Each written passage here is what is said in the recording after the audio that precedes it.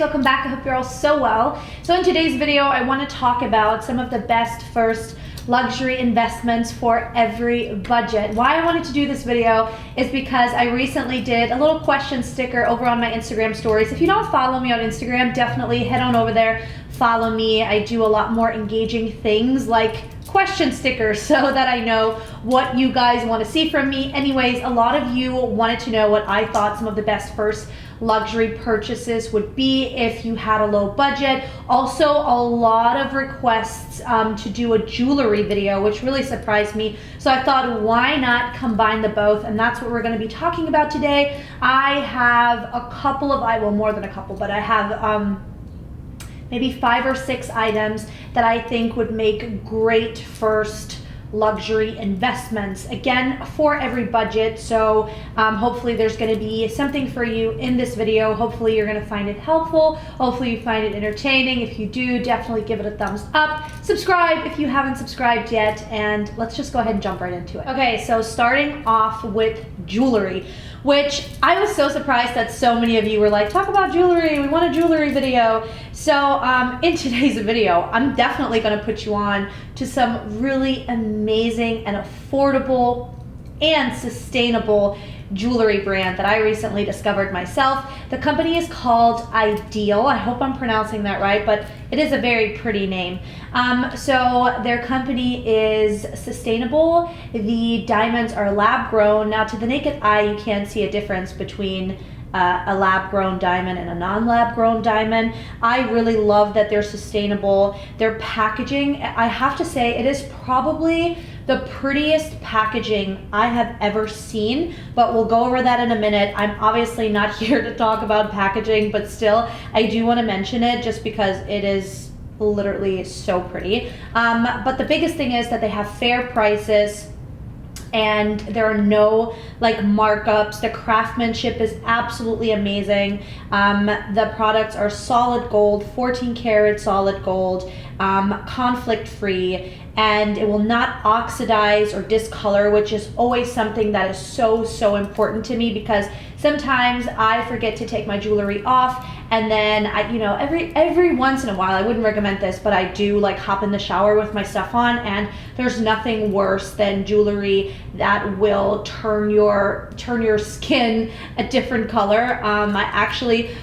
You guys know that I always wear my Dior choker, which was really expensive, but what happened, it started kind of like making my neck really dark and like leaving this like discoloration, and so I stopped wearing it because that's just absolutely wild. And this jewelry does not do that, which makes me so happy. Let's quickly talk about the packaging. It is so beautiful. I actually filmed a little unboxing for you guys that I also had posted over on Instagram, so definitely follow me there. But I lost the footage, so I can't show you the packaging, like the way it was set up. It was so pretty. But these were the boxes that the jewelry that I got came in, and they all have these beautiful little quotes on the inside. I mean, they're so pretty. They look like little books. I'm definitely going to be keeping them, and I'm actually going to use them as decor. I think they're so beautiful. And then it also came in this pouch, which I thought was super cute. And then they did send me some cleaning supplies for the jewelry as well. Now let's talk about the different pieces that they have. I'm going to talk about the items that I have. So this necklace that I've been wearing nonstop for weeks now is so beautiful. It has my initial A, and then it also has a little diamond on it. It is a very fine and very elegant. I love it. I think it's so beautiful. And then I also have another charm that is like a evil eye with diamonds. So I can kind of switch it out or even add it to this necklace if I wanted to. One thing that really stood out to me was the way that they design things. So for example, I have these earrings, and I can really do a lot with them, because if I want to, I can just wear them as a stud and have something really simple, or I can attach this longer little dangly piece, Or I could use this little guy, which almost looks like an evil eye again, pop the diamond in and then put it in my ear that way. So there's lots of options, which I love. Wow, why did I just stumble over my words like that? Which I love, because you will get a lot of use out of them if you can wear something multiple different ways. Really important, and I think it's definitely worth the investment if you can switch things out like that. I mean, I really feel like I almost don't need another necklace because I can do so much with it, and the same with the earrings. I mean, essentially you have like 3 earrings in one with the combination that I got. It is so cool. I really, really love it. I love the way that they design things. All of their jewelry looks so, so beautiful. And again, I cannot express to you guys enough how amazing the price point is. I mean, if you look through their website, I guarantee you there's going to be something for everyone. Moving on to number 2, which is going to be a handbag, right? So let's talk about a first luxury bag. By the way, we're gonna have like different categories here, but let's talk about a luxury bag that I think would make a great first investment luxury piece, but that I think will definitely stand the test of time and you'll get some of your money back. Now, when I think about an investment piece, I think about a couple of things. I think about longevity. I think about how much use am I going to get out of the item. I don't always necessarily think, am I going to resell it? But I do want to look at that resale value, and I do want to make sure that it is not going to decrease drastically. So those are just things that are important to me. And so if you're gonna buy your first luxury bag, I feel like I did a pretty good job with mine. I didn't buy anything crazy. I went the safe route. Now, you can never go wrong with Louis. You just cannot. It's a brand everybody loves. It's a brand everybody will buy pre-loved. So unless you buy something super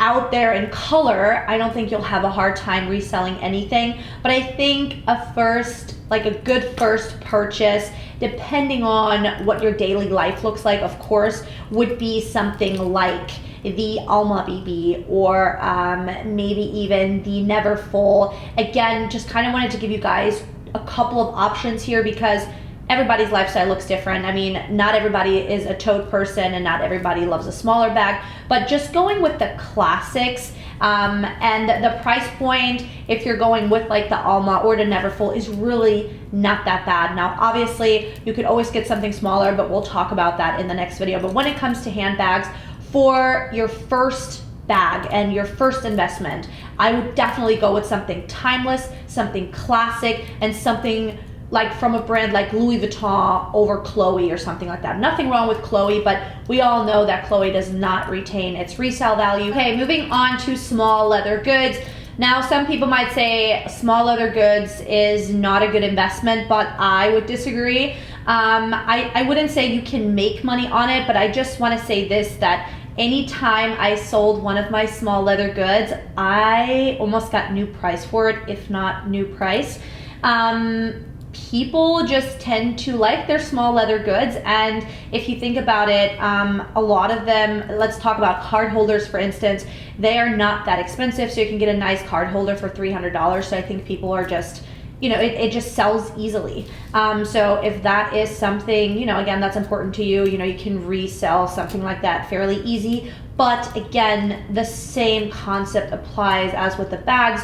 Really make sure to do your research and go with a brand that you know is going to retain its resale value. Steer clear of brands like Chloe, Valentino and things like that, because typically their products seem to decrease in value fairly quickly, which, you know, is a bit annoying. But I definitely think that you can buy something like a Louis Vuitton card holder, even a Chanel, of course, and definitely turn around and resell that a couple of years later and get your money back, most of your money at least. Also, those pieces are very classic and you will get a lot of use out of them. The luxury items that I use the most daily are my Louis Vuitton and YSL card holders, and then also my mini pochette. It's something that I just use so much, and it was such a good investment for me and for my wardrobe just because I use it so incredibly much. Moving on, let's talk about shoes now. I would typically say that shoes are not a good investment. However, if you must buy a shoe, and this is going to sound a little crazy, especially coming from me, but go with a sneaker. I have learned that sneakers, people love their sneakers, and sneakers tend to be pretty easy to resell. But again, let's not just talk about the resale value, because again, I look at other aspects when I think about an investment into my wardrobe. For me, essentially, the biggest thing is to get the most use out of an item. And I love my high heels. You guys know that. I have so many and I love them, and I wear them way too much. However, a sneaker is something that you can always wear, and that you can wear, you can dress it up, you can dress it down depending on what sneaker you get, and so therefore you're just gonna naturally get more use out of it. And again, sneakers resell really easy. So if a shoe is something you want to go with, and if it's your first designer luxury shoe, definitely go with a sneaker or a flat, something that does not have a heel. My first luxury shoe purchase was a Christian Louis Vuitton, I think it was the So-Kate or something, I forget. It was the most uncomfortable shoe that I had ever owned, and I hated it and I never wore it. And I am someone that wears heels all the time. People look at me strange and they're like, why are you wearing heels? I don't know how you're wearing heels 6 hours, or I don't know how you're walking around in heels all day. My friends, they joke about it all the time. They're like, oh, Angelique, are you wearing heels? I just feel more comfortable in a heel. I am from Europe, and I think in Europe I see a lot more women that wear high heels than I do here. So for me, it's just very natural, and like I said, I've always worn them, so I'm comfortable. I'm almost more comfortable in a high heel than I am in a sneaker. Like if I have to stand a long time or if I'm walking a lot. However, that shoe was so uncomfortable, I just could not. So anyways, that was a big mistake. And then I started looking into luxury shoes that were more flat or a flat, and I got so much more use out of them. So that would be my recommendation there. Now, last but not least, let's talk about clothing items. Clothing items I feel like are very tricky. I've bought my fair share of high-end, expensive, luxury clothing items. I spend lots and lots of money on things that are body changes. So things that I can now maybe not wear anymore. They might still fit, but they just don't look the same, or they're not really my style anymore. And believe it or not, clothing pieces don't sell that good unless you go with something like a vintage Chanel blazer or jacket or something like that. So that would be my recommendation there. If you really want to spend the money, I mean, up in the 5, 6, 7, 8, 9, 10,000s, I mean, go for something like that. Go for something vintage Chanel, something that you know people are gonna want to always buy because it's vintage. And a lot of the times you have to think, what's the word I'm looking for? High demand. So if a lot of people want something but they can't get it because you can't buy it anymore, you'll definitely be able to resell, but also it's something that you can keep in your wardrobe forever. However, if you want to stay more on the affordable side, then I would go with something small like a scarf. I have a Burberry scarf that I absolutely love, and it's one of those items that I know will stay in my wardrobe forever, and I use it every winter when I want to look bougie. So that's, I think, a very good investment. But then you can also go with something like maybe a little scarf or something little that you can wear in the summer, maybe like an Hermes scarf or something like that. Definitely going to be a great investment. I would say steer clear of things like skirts and jumpsuits and things like that, which I have plenty of, or Balmain shirts with like logos. I have a lot of stuff like that. Honestly, I'm so happy looking back that I don't have any of the Gucci shirts, and always steered clear from that because now I think I would hate them.